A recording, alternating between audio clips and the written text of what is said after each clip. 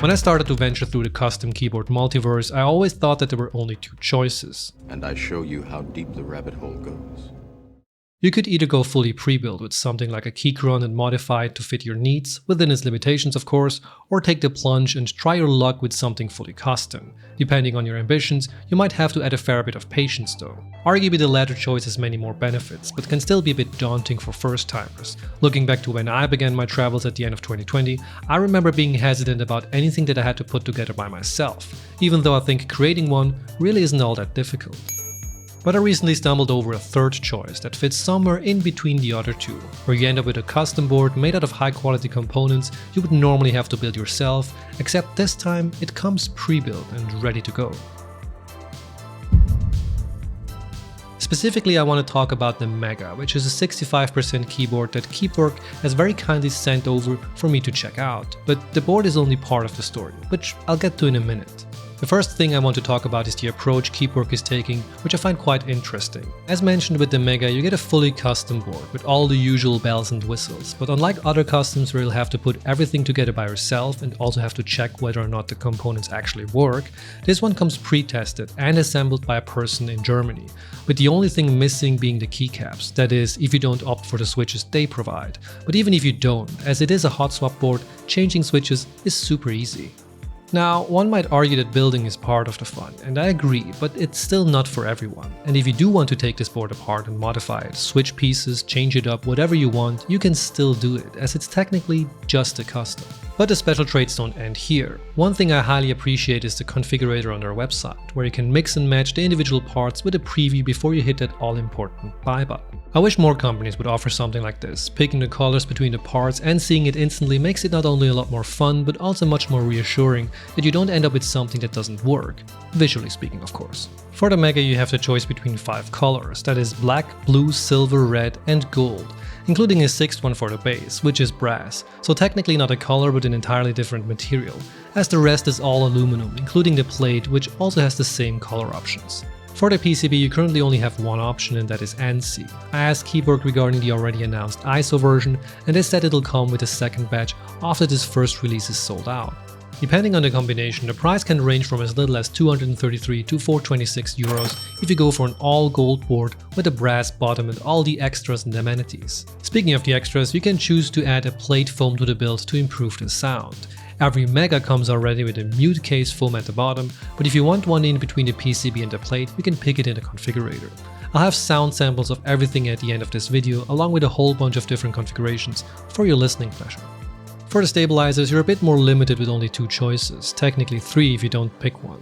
There are Cherry MX clip-ins or C3 screw-ins. I went with the C3s as I had the chance to get the Bushido themed ones, and with the switches from the same series, I was able to build an all Bushido board. Nice. As stated on their website, Durock V2s won't fit, but just out of curiosity, I tried to see what would happen. As you can see here, the case won't close properly as the openings in the plate aren't big enough for the Durocks, so keep that in mind if you choose to add your own stabilizers.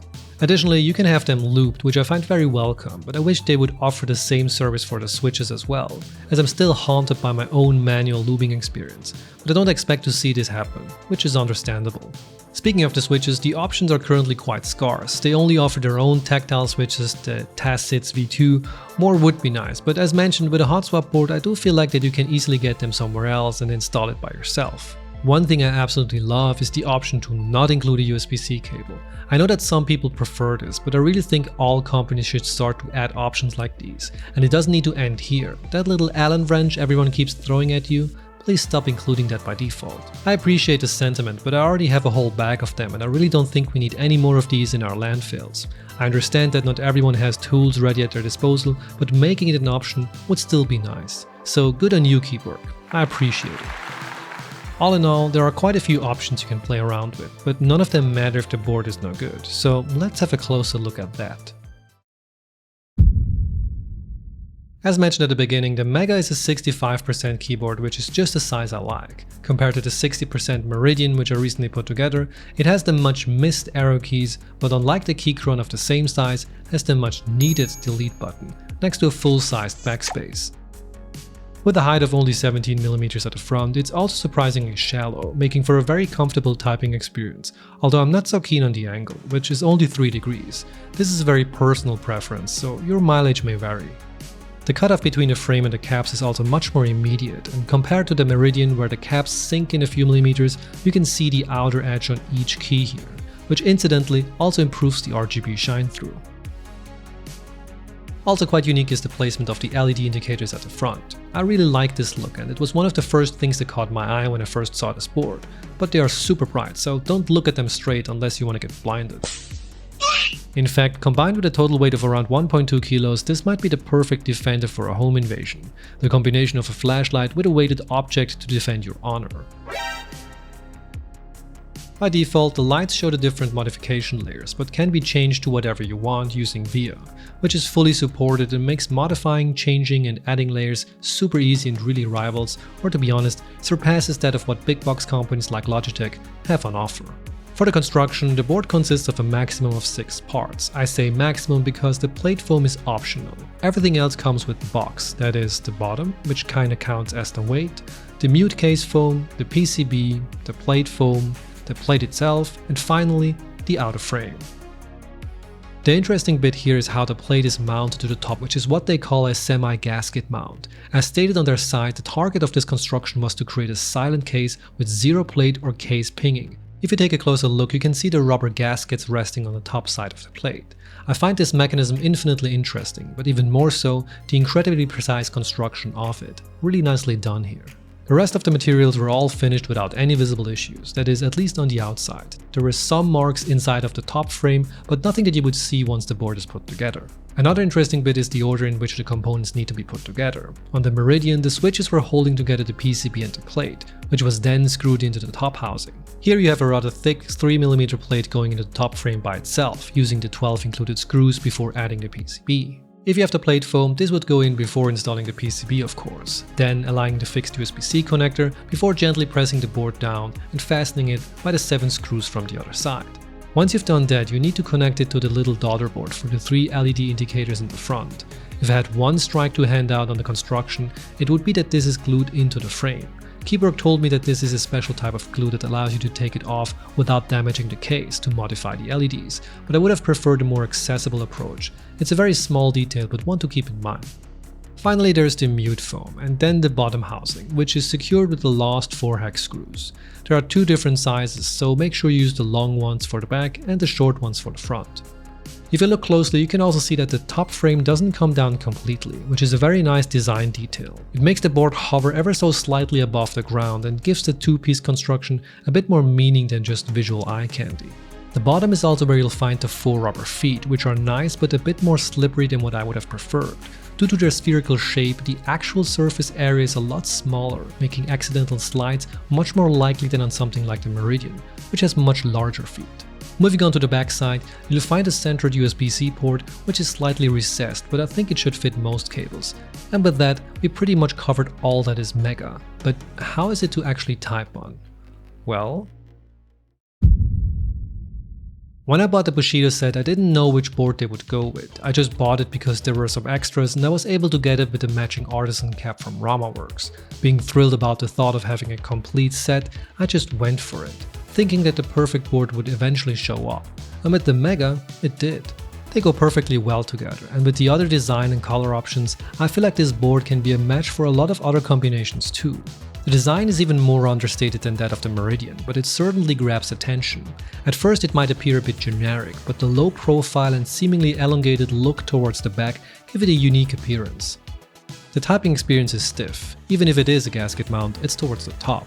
And with the added thickness of the plate, there isn't a lot of flex.